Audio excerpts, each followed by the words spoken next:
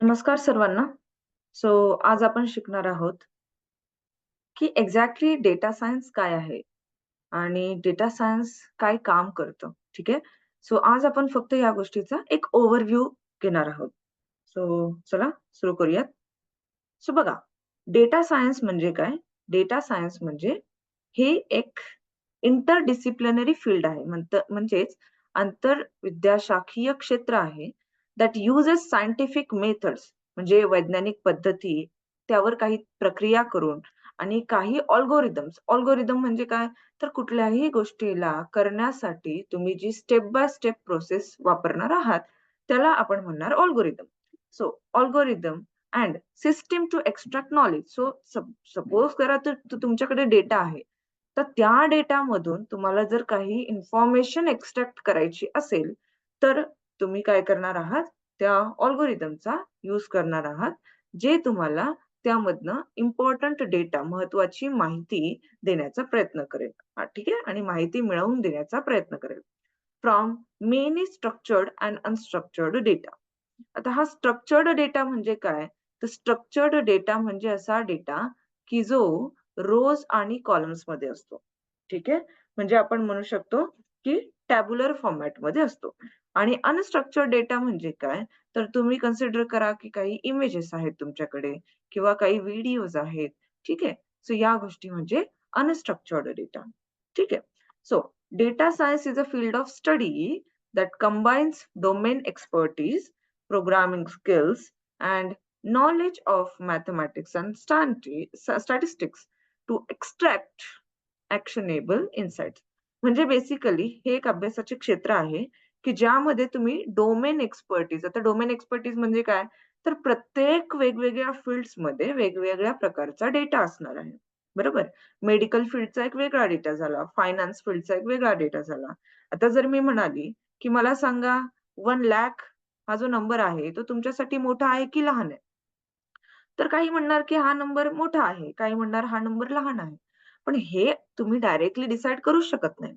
हा same number जर मी medical फील्डमध्ये जर कन्सिडर केलं, की मेडिकल फील्डमध्ये जो प्लेटलेट काउंट असतो, या प्लेटलेट काउंटसाठी हा 1,00,000 नंबर खूप लहान आहे.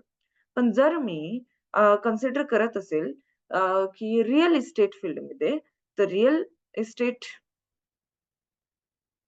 रिअल इस्टेट फील्डमध्ये ₹1,00,000 मध्ये तुम्हाला एखादा प्लॉट भेटतोय किंवा फ्लॅट भेटतोय, त्यासाठी हा 1,00,000 नंबर खूप लहान झाला. सो यासाठी खूप लहान झाला. इव्हन रिअल इस्टेटमध्ये 1,00,000 नंबर खूप लहान झाला. कन्सिडर करू शकतो. किंवा मग एजच्या केसमध्ये 1,00,000 नंबर खूप मोठा झाला. 1,00,000 कधी एज कुणाचं नसणारच आहे, राइट? बेसिकली डोमेन एक्सपर्टीज म्हणजे एक्झॅक्टली तुम्हाला कळेल, की तो डेटा कशा टाइपचा आहे आणि तो डेटा कुठल्या डोमेनमध्ये येतोय. त्यासाठी तुम्हाला डोमेनमधले जे कौशल्य आहे ते असणं महत्वाचं. Programming skill and knowledge of mathematics and statistics.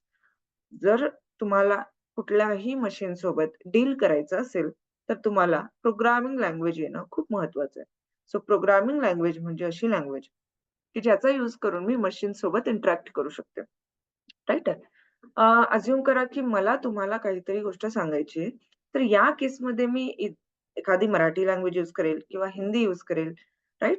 का मला तुमच्यासोबत कम्युनिकेट करायचं. पण हेच जर मला कॉम्प्युटर सोबत जर कम्युनिकेट करायचं असेल, तर मला लागणार आहे प्रोग्रामिंग स्किल्स आणि सगळ्यात महत्त्वाचं knowledge of mathematics end statistics.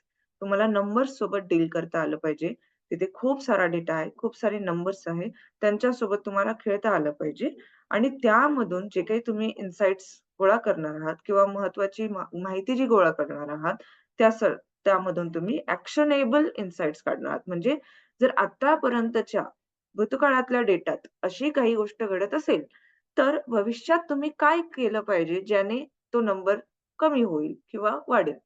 जर मी कॅन्सरचा कंटेंट घेतलं, तर कॅन्सरच्या केसमध्ये मी काय केलं पाहिजे ज्याने कॅन्सरचा काउंट कमी होईल? किंवा प्रॉफिटचं एक प्रॉब्लेम स्टेटमेंट घेतलं, तर मला काय करायला लागेल जिथे प्रॉफिट वाढेल. या पद्धतीने मला डेटा सायन्स महत्वाचं आहे. डेटा सोबत डील करून मला एक महत्वाचा डिसिजन किंवा निर्णय घेण्यासाठी.